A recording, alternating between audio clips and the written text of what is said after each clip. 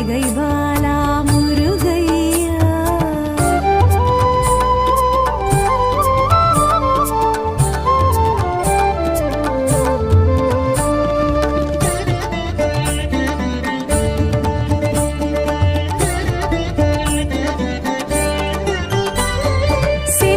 செந்தூர்பதியினில் சந்தன சைலத்தில் கந்த சஷ்டி கொள்ளும் முருகையா.